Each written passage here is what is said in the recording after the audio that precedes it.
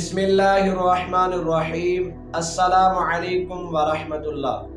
प्यारे भाइयों, आज हम सुनेंगे बीवी के पीछे वाले मकाम में हम बिस्तरी करना जायज़ है या नहीं। प्यारे भाइयों, बीवी के पीछे वाले मकाम में यानी पिछली शर्मगाह में हम बिस्तरी करना, जिमा करना एक हराम और मलऊन काम है, जिससे नबी करीम सल्लल्लाहु ताला अलैहि वसल्लम ने मना फरमाया है और ऐसा करने वाले पर नबी करीम सल्लल्लाहु ताला अलैहि वसल्लम ने लानत फरमाई है। हज़रत अबू हुरैरा रज़ी अल्लाह ताला अन्हु फरमाते हैं कि नबी करीम सल्लल्लाहु ताला अलैहि वसल्लम ने फरमाया, जो भी अपनी बीवी की दुबुर यानी पिछली शर्मगाह में हम बिस्तरी करे वो मलऊन है। इसी तरीके से एक और भी हदीस पाक है।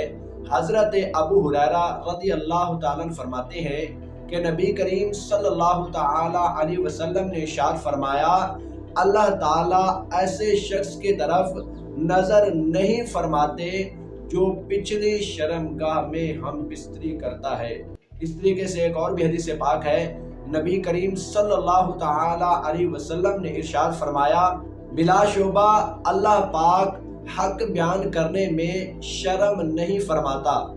तुम अपनी बीवियों की दुबुर यानी पिछली शर्मगाह में हम बिस्तरी ना किया करो। प्यारे भाइयों, बीवी के पीछे वाले मकाम यानी पिछली शर्मगाह में हम बिस्तरी करना नाजायज और सख्त हराम है। इसके बारे में अल्लाह पाक ने अपनी किताब कुरान पाक में इरशाद फरमाया, पारा 2 सूरत बकरा आयत नंबर 223 में है, तुम्हारी बीवियां तुम्हारी खेतियां हैं, अपनी खेती में जिस तरह चाहो आओ। इसकी तफसीर में उलमाए कराम फरमाते हैं, खेती बच्चे की जगह है, खेती काश्त और बोने की जगह होती है। प्यारे भाइयों, इससे मुराद है कि आप अपनी बीवी के आगे वाले मकाम में जिस तरह चाहे जिमा कर सकते हैं, जिस तरह चाहे हम बिस्तरी कर सकते हैं, खड़े होकर या बैठकर, या पीछे से आगे वाले मकाम में भी हम बिस्तरी कर सकते हैं। लेकिन पीछे वाले मकाम में हम बिस्तरी करना नाजायज़ और हराम है और इसके बारे में नबी करीम सल्लल्लाहु ताला अलैहि वसल्लम ने ऐसा करने वाले शख्स पर लानत फरमाई है। अल्लाह पाक हमें ऐसा करने से बचने की तौफीक अता फरमाए। आमीन।